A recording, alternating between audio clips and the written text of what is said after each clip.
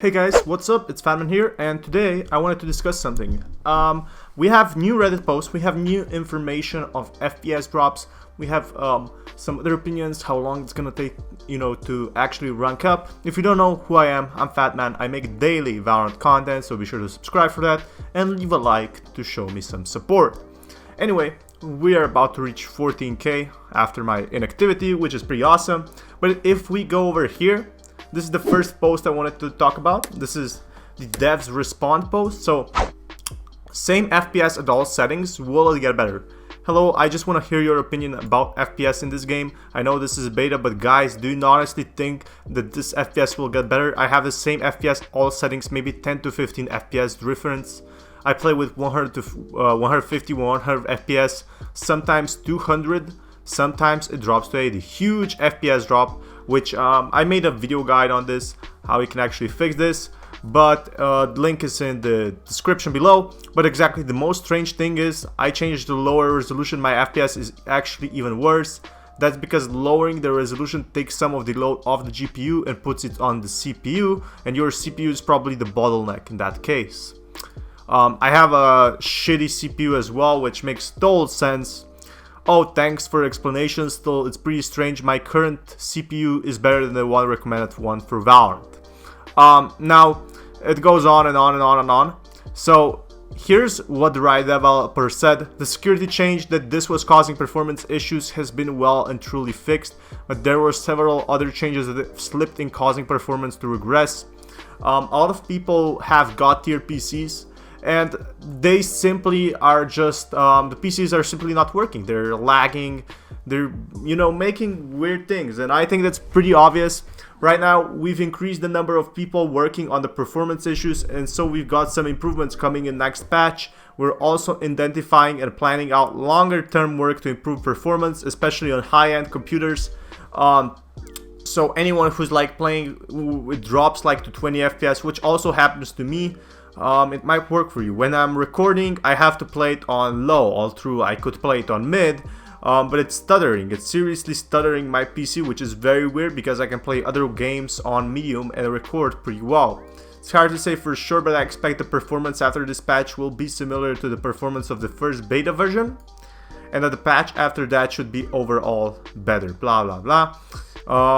So for most players, the limiting factor of your frame rate will be the single threaded CPU performance. So if you have a shit CPU, that might be the reason. Fortunately, most of the seconds in the game impact GPU utilization, so don't end up making a lot of difference to game performance.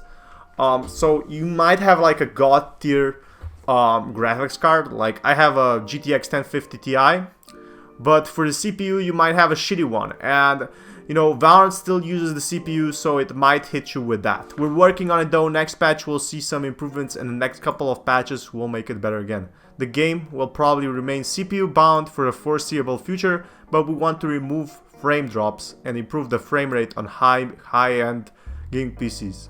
Are you doing any work into Viper's Molotov ability in regard to FPS? Yeah, that's so true. Whenever someone uses Viper's ability does more damage to the FPS than like than to the agent, like enemy agent. Like seriously, Viper's ability right now in beta does absolutely shit.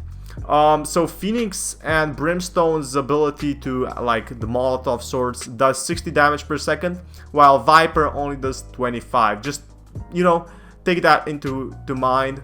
Will also improve on lower end gaming PCs. I'm also curious about that because if I want to record and stuff like that, I have to do it on low settings, and it kind of ruins the experience. I want to play it at least medium, so so it looks kind of better.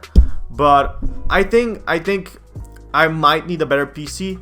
But this guy said, can you elaborate on why this game is so CPU reliant, which I'm very curious as well. Is the issue due to textures not rendering fast enough and causing drops if your CPU can't keep up, or is it something more involving the fog of war trying to decide what to render? So he goes into detail. The reason the game frame rate isn't heavily reliant on GPU performance is that we took some extreme measures during the development of the game to keep all the art performant, art style, polygon, texture. On the CPU side, there's so many contributing factors. There's no one thing that's the problem. That said, the biggest outlier right now is probably the our UI isn't very optimized, which they're working on. You know, the game is like half beta right now, partly because it was one of the last things to get built. This is one area where we're spending a lot of time at the moment to improve, but too long didn't read is why your PC is lagging, is that the CPU performance isn't as good as we want it yet, and the underlying reason for that is we haven't put enough work into optimizing it. So I have the shittiest CPU possible, and it lags for me as well. So I wanted to, you know, look at some other articles over here. So this guy did a lot of calculations. How fast can you unlock an agent?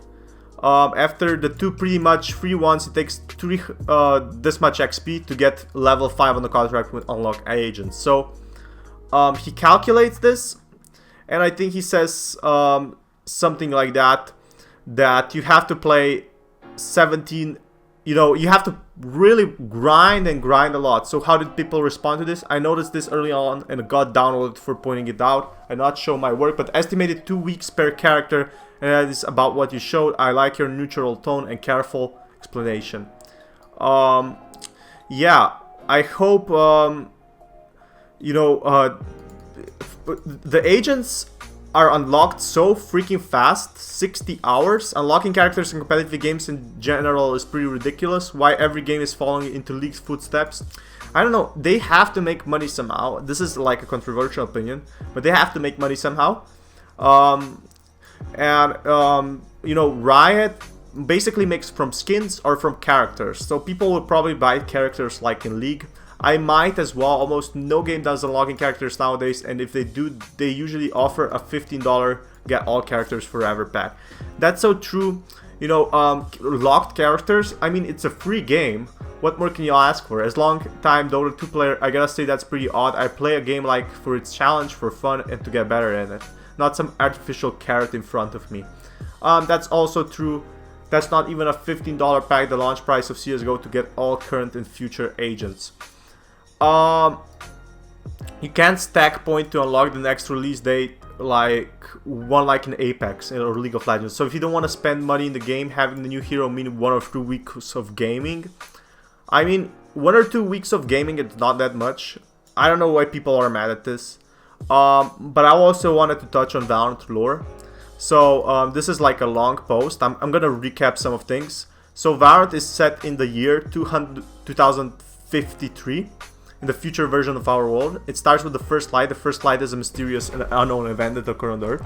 This looks pretty epic actually. Affected everything on Earth, including people, technology, nature. The event also created Radiants, which started appearing shortly after the first light. Radiants are people that gained unique powers. Think of Jet or Phoenix. The event also created Radianite. After the first light, the Valorant protocol was created. The protocol is kind of like the Avengers. Okay, so Valorant agents are kind of like, yeah, kind of like Avengers. That's a very good analogy, actually. They started getting all kinds of agents, including Radiants. There's the Radiant itself. Okay, so people use Radianite to make new technology. For example, Breed's arms, raise grenades and stuff, Cypher's traps. That's awesome. That's awesome. Then there's Kingdom. There seems to be massive comparison in Valorant universe. They produce or store Radianite. They have tons of buildings. They have a museum on Bind in the hall, and probably people working for them, and they aren't nice. You can see all kinds of posters about how Kingdom is bad. Okay, so let's talk about agents. He's from UK. Viper is from US. Cypher is from Morocco. So each one is from somewhere different. Jet is from like South Korea. I think that's awesome. So Sage and Omen are related. Some of the voice lines hint of them knowing each other. The defenders are working for Kingdom to protect their Radianite. I think that's a very good analogy. We're gonna get more. Viper and Omen have history too, as far as I could tell from voice lines, along with the ever mysterious Sabine. So Sabine might be a new character. Look at the monsters we become. At least you have a flash to hide your color. Yeah, I think definitely Sabine is gonna be a new character, to be honest. Think that's pretty cool. A few more things, people talking about solo queues. it wouldn't hurt to have a 2 queue system. The people that want to play as 5 could still do that, and the people who want to play solo duo could do that too. I definitely agree with this, and I made a video on that. I could definitely agree with this, but I don't think Riot is gonna do it. Okay, so there's a theory: dying on pistol round. I think that dying to spike on pistol round is worth it. Everyone else runs away in order to live it, but I think dying is worth it as you trade your ghost or classic for a charge. You gain nothing for living other than saving a pistol, and you will likely upgrade from keeping your KDA looking nicer, so it seems it's very worth it. I would agree with that, to be honest. That's actually a really interesting thought. Dying to spike as the attacking team might certainly be the best scenario. That being said, if you're defending the team and you're going to lose this round, it's only worth dying to the spike if you don't have an upgraded pistol, don't have any leftover armor. But if you have one of these two things, it's not worth it. And defending the only team only when they did not have an upgraded pistol or any leftover ammo. This is beneficial in some situations, so only to the attacking team, not to the defending team, just so you know. Because as the defending team, you can actually play the next round if you lose it. There's also like this weird thing Valorant still hasn't fixed. Let me just show you quick here. Look at this. How is this not fixed yet? I do not know, but it's bullshit. Just to show you again, look at this. This guy couldn't even run away. How is this not fixed? And it's been like 3 days and they still haven't fixed this. So expect this to be fixed, to be honest. And also I wanted to show you a cool ace this guy had with a sheriff on a pistol round, because we don't see a lot of pistol rounds, and I want to give my opinions on it. And after, yeah, so it's like a 3v3 over here, and these are some cool shots. And this is I think it's Immortal. So there's a clean look at this. Clean shots all over. Already like 3 kills, revived someone. This was epic. And this is Immortal. This is never gonna happen in Iron. I just die off in Iron. Anyway, guys, this is it for this Reddit recap. Hopefully you enjoyed the video, and this Femen sign out. Peace, guys.